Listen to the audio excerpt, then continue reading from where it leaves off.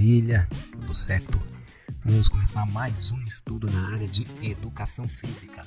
Hoje o texto é Lazer e Educação Física, de Nelson Carvalho Marcelino, publicado no livro Educação Física, Cultura e Sociedade, de Ademir de Marco, sexta edição, publicado pela editora Papyrus.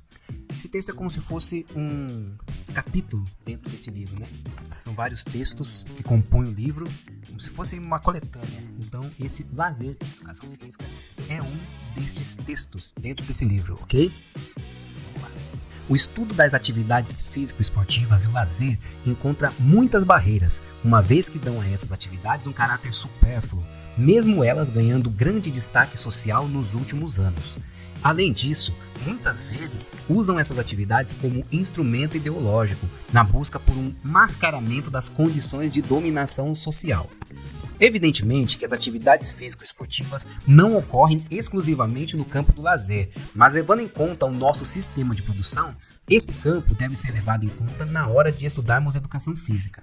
Pesquisas atuais mostram grande vinculação entre as atividades físico-esportivas e os conteúdos sociais e também os de turismo, este em menor grau.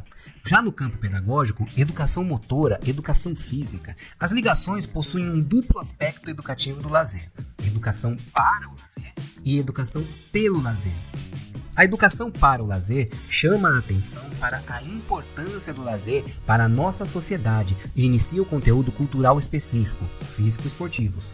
Já a educação pelo lazer trabalha os conteúdos a partir do lazer, visando a superação do conformismo, buscando uma formação crítica e criativa. Não podemos esquecer desse conteúdo como incorporador do componente lúdico da cultura. Mas as relações também podem se dar com o esporte participação, aquele esporte de lazer e o esporte de alto rendimento. Como conteúdo e forma, pode haver a perspectiva de desenvolver treinamentos, buscando incorporar os componentes lúdicos da cultura e o espetáculo, com o esporte sendo lazer para o espectador, embora ainda seja trabalho para o atleta.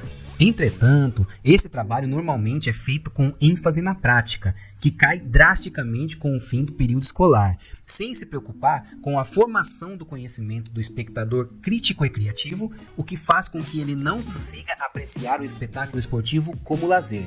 Falando em práticas pós-período escolar, há um declínio muito acentuado após esse período, além da defasagem entre o querer e o fazer propriamente dito, pois há um número grande de pessoas que querem fazer, mas efetivamente não fazem. Há também alguns fatores externos que contribuem para isso, como a valorização da performance, que forma elites representativas, a falta de espaços e equipamentos específicos, a diminuição de espaços urbanos vazios, entre outros. A forma como a produção acadêmica trata os conteúdos do lazer e os físico-esportivos precisam ser redimensionados. Isso mais especificamente falando da educação física escolar. Esse redimensionamento ganha ainda mais importância por conta de o lazer ser uma área de intervenção profissional da educação física. Dentro da educação física escolar, existem 6 itens a serem destacados do ponto de vista da educação e da educação motora. 1. Contribuir para demonstrar a importância do lazer na nossa sociedade como forma de expressão humana.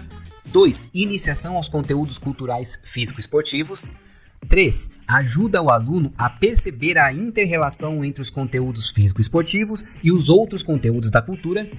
4. Desenvolvimento dos conteúdos não apenas para a prática, mas para a apuração do gosto, contribuindo para a formação de espectadores ativos. 5. Levar em conta o nível do aluno, respeitando sua cultura local, promovendo uma evolução do conformismo, formando cidadãos críticos e criativos. E 6. Incorporar no processo educativo o elemento lúdico da cultura. Quando perguntado à população sobre o lazer físico-esportivo, as reivindicações estão muito ligadas ao retrato social, uma vez que eles pedem que os professores sejam promotores de iniciação esportiva, além de vislumbrarem uma perspectiva saneadora, moralizante ou terapêutica quanto à violência e o uso de drogas.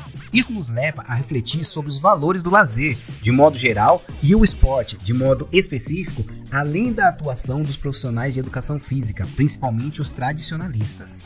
As fases militares e higienistas do passado ainda são ansiados pela população e cabe aos professores reverterem essa situação, uma vez que são educadores e não policiais ou agentes sanitários, e para isso precisam ter base e saber como fazer essa reversão. Historicamente, o professor de educação física está muito ligado ao lazer, à própria recreação, como possibilidade de atividade que ocorre no lazer, e o jogo, principalmente como mercado de trabalho, provocando identificação forte entre os campos de atuação.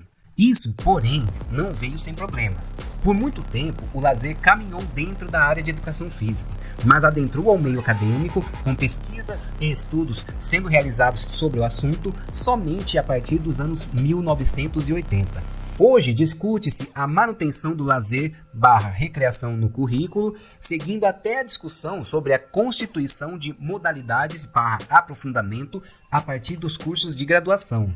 Já na pós-graduação, existem muitas linhas de pesquisa nas áreas ligadas à educação física. Concluindo, essa defasagem histórica entre o ensino e a pesquisa provoca ainda uma desvinculação da prática e da teoria, provocando uma falsa dicotomia, que considera a primeira como tarefa e a segunda como discurso vazio. Como ensino de graduação, é necessário assegurar pelo menos 4 eixos: iniciação às bases teóricas, vivências refletidas dos conteúdos culturais que permitam a formação de um repertório, análise crítica do mercado de trabalho e iniciação ao planejamento, contemplando pelo menos o desenvolvimento de projetos de ação. Como área de atuação, o lazer precisa estar vinculado à convivencialidade, sem o mero entretenimento, não o lazer mercadoria. É importante ressaltar que o entendimento de lazer não pode ser efetuado em si mesmo, pois é impossível abordar as questões do lazer isoladas das questões do trabalho, da educação, da família, da religião, etc. Alguns autores criticam o lazer e o jogo. Eles fazem esses apontamentos por conta do uso que fazem dessas atividades humanas, afirmando o seu uso como ferramenta de exaltação do desempenho e pelo controle do tempo livre, que é administrado pelos negócios e pela política, sendo este um dos fatores da falta de liberdade do estado de bem-estar social. De fato, o lazer na sociedade moderna é marcado por fortes componentes de produtividade. Valoriza-se a performance, o produto e não o processo de vivência que lhe dá origem. Estimula-se compulsoriamente a prática de atividades da moda ou denotadoras de status. Mas, apesar de tudo isso, não podemos ignorar a ocorrência histórica do lazer, inclusive como conquista da classe trabalhadora. Apesar de sua característica urbana, o lazer e sua problemática extrapolam seus limites, uma vez que é levado pela mídia para outras regiões do país, nem tão grandes e nem tão urbanizadas. Por conta de suas características, devemos considerar o lazer como um campo de intervenção multiprofissional, exigindo o trabalho de equipes dessa natureza, buscando um trabalho interdisciplinar, capacitado tecnicamente, com constante reflexão e compromisso político. Em termos de estratégias de ação, o ideal é reunir diversos setores públicos e privados e buscar soluções para garantir o acesso ao lazer a todos, já que este é um direito constitucional. Para isso, é preciso combater diversos fatores interclasses sociais, como econômicas, sociais, de instrução e intraclasses sociais, faixa etária, gênero, violência, que interferem e dificultam a inclusão social no âmbito do lazer.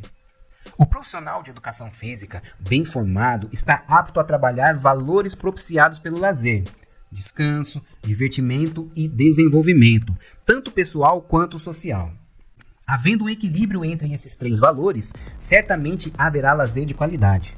Através desses valores, principalmente o desenvolvimento, buscar-se-á atingir níveis cada vez mais altos da população, saindo do conformismo para o crítico, do crítico para o criativo.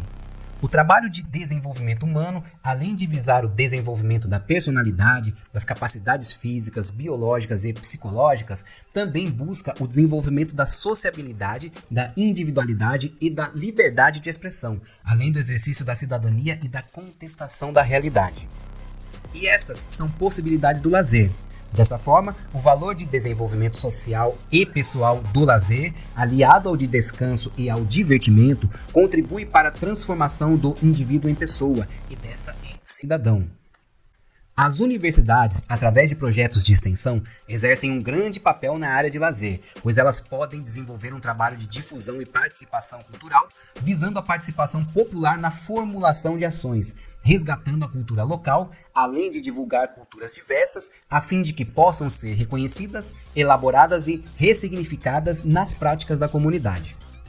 Quando se busca entender a relação pedagógica de maneira ampla, quando falamos em educação, não se pode prescindir da escola, mas não se pode também deixar de levar em conta o quadro cultural mais amplo. E através dessa visão é preciso entender as políticas públicas, governamentais e não governamentais. A escola, tendo como uma de suas bases significativas de atuação, deve proporcionar que os mesmos instrumentos que servem à classe dominante sejam utilizados em sentidos contrários, ou seja, não se pode deixar que esses instrumentos sejam utilizados apenas pelas classes dominantes. Por outro lado, é preciso olhar as relações pedagógicas estabelecidas fora da escola, uma vez que os serviços públicos intelectuais devem, além da escola, ser assegurados à população.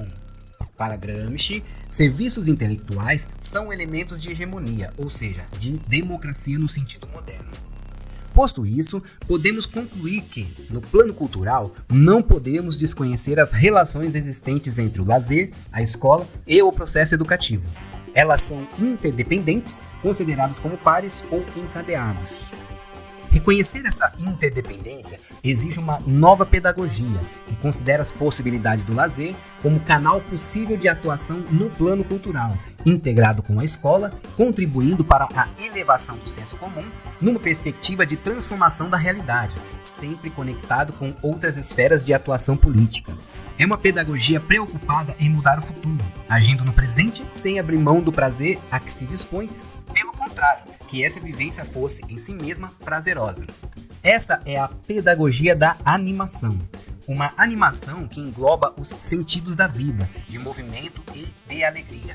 Uma pedagogia ligada à criação de ânimo, à provocação de estímulos e à cobrança da esperança. Podemos assim falar do jogo do saber jogado na escola, em sala e no período de aula, e de outro lado, da escola considerada como centro de cultura popular.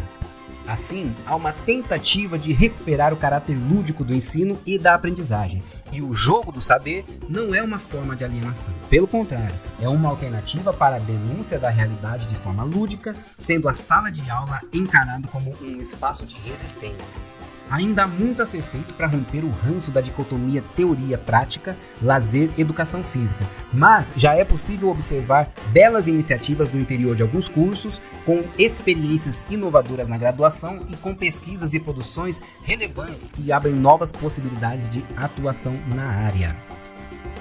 Pois bem, esse foi o resumo do texto Lazer e Educação Física, de Nelson Carvalho Marcelino.